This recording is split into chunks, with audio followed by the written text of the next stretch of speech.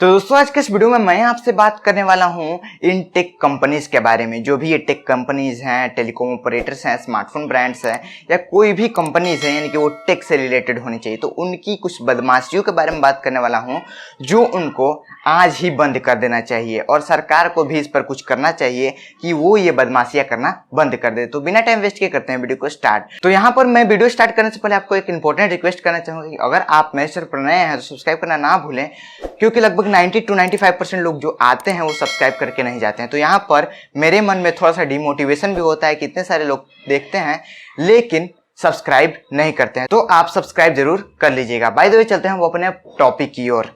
तो यहाँ पर सबसे पहले टेलीकॉम ऑपरेटर्स की बात करते हैं। तो यहाँ पर जैसे कि आप सभी जानते हैं कि टेलीकॉम ऑपरेटर्स, हम जब भी रिचार्ज करवाते हैं अनलिमिटेड वाला, तो हमें वहां पर मिलता है 28 दिनों का रिचार्ज। ना ही वो 30 दिन का रिचार्ज देते हैं और ना ही 31 दिन का, वो देते हैं 28 दिनों का रिचार्ज।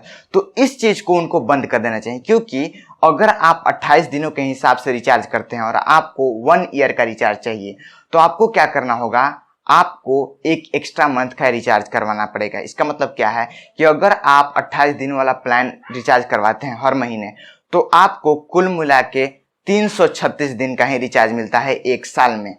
ठीक है, अब देखिए यहाँ पर टोटल साल में दिन होते हैं 365 और आपने रिचार्ज किया 336 दिन का 28 दिन वाले प्लान के हिसाब से।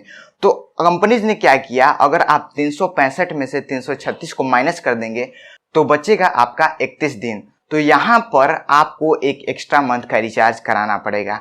तो ये कंपनीज की बदमाशी है जो उनको आज ही बंद कर देना चाहिए। और सरकार ने भी कुछ ऐसे रूल्स लाने की कोशिश किए हैं जिनसे कि वो बंद कर सके, लेकिन वो सारे जो रूल्स हैं वो भी रेगुलेट नहीं हुए हैं।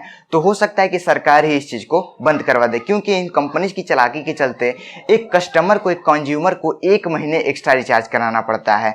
जो दूसरी कंपनीज की बदमाशी है वो है फ्लैश सेल्स, और इस पर भी सरकार ने रोक लगाने की कोशिश की है, लेकिन अभी वो रेगुलेशन रोल आउट नहीं हुआ है। पता नहीं है सरकार करती क्या है, लेकिन जो फ्लैश सेल्स हैं उसको कंपनी को बंद कर देना चाहिए, क्योंकि फ्लैश सेल्स में कंपनी हाइप क्रिएट करती है और यहाँ पर जो दुकानदार होते हैं वो जो है अपने अपने वर्कर्स को रखते हैं और कहते हैं कि जब भी फ्लैश सेल ओपन हो टक से दबा के सारे स्मार्टफोन्स को ऑर्डर कर लो, और नॉर्मल लोगों को स्मार्टफोन्स नहीं मिलता है। तो यहाँ पर इस कंपनीज को जो है फ्लैश सेल को बंद करवा देना चाहिए, क्योंकि इसके चलते हाइप क्रिएट होता है। और दूसरी बात कि सारे ये जो हमारे लोकल मार्केट वाले रिटेलर्स होते हैं वो सारे स्मार्टफोन्स को खरीद लेते हैं, कोई कंज्यूमर नहीं खरीदता है। और यहाँ पर फ्लैश सेल्स में कंपनी जितनी हाइप क्रिएट करती है कि उनका बहुत कम समय में बहुत ज़्यादा स्मार्टफोन बिक जाता है। तो यहाँ पर जो है स्मार्टफोन कंपनीज को आज ही के दिन फ्लैश सेल बंद करना चाहिए। तो अगर आप एग्रीड हैं तो नीचे कमेंट बॉक्स में यस जरूर लिखिएगा। अब जो तीसरी बदमाशी ये कंपनी लोग करते हैं और बहुत सारी कंपनीज करते हैं, जितने भी स्मार्टफोन ब्रांड्स हैं